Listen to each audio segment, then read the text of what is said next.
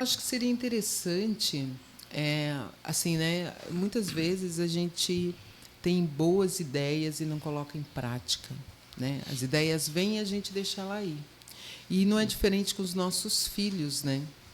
O Nicolas, a primeira vez que ele falou que tinha ideia, e foi para minha mãe. Realmente, a minha mãe era que fazia muito parte disso, né? Ele chegou em casa dizendo para minha mãe que ele já tinha tido a ideia do primeiro livro, A Zebra Sem Listas, por conta da brincadeira da zebra ser branca de listas pretas ou pretas de listas brancas. E depois disso, depois desse livro, outras ideias foram surgindo, né? Então, a ideia do livro, do primeiro livro, surge dentro de um zoológico.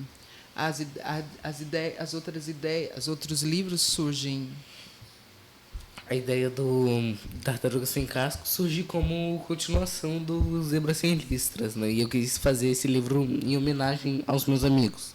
Tanto que quase todos os personagens são amigos meus ou familiares.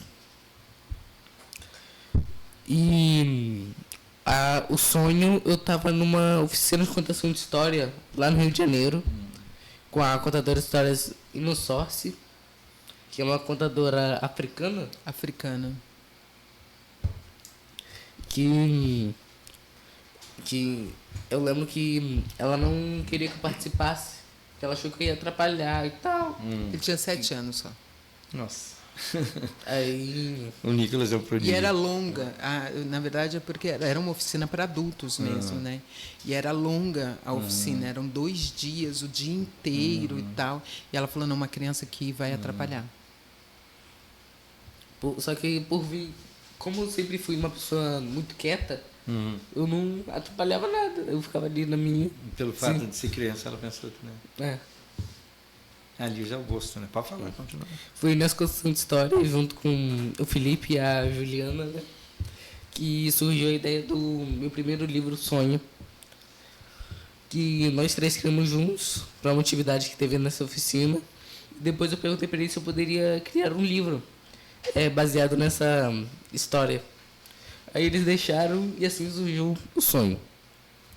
O namoro do pato com a galinha foi uma amiga da minha mãe, que ela chegou em mim e falou que uma vez, quando ela era pequena, se eu não me engano, passou um contador de histórias lá na cidade dela e começou a contar a história de um namoro de um pato com uma galinha. Só que ele nunca terminou essa história. Deixou no ar. E ela queria que eu terminasse. E o Lorena Lê surgiu numa aula de português aqui em Joaçaba, no início de 2020, que na minha sala a professora de português estava reclamando que muita gente na nossa sala não lia. Aí ela pediu para mim criar uma história sobre a nossa sala, sobre a história de uma menina que não gostava de ler. Aí nisso surgiu o Lorena Lê, professora Sônia. Mas essa Lorena é fictícia ou de repente, sem citar o nome, ela existe?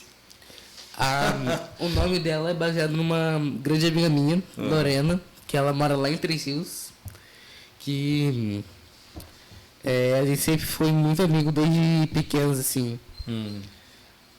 E com a tecnologia, a tecnologia nesse sentido, né? Você pode manter essas amizades. O vínculo fica, mesmo longe, esse vínculo fica. Bem interessante. E é bem legal. Acredito que sim, existe muitas Lorenas, infelizmente, né?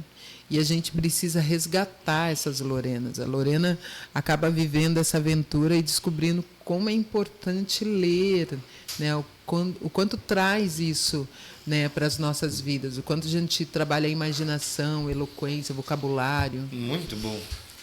É bem bacana.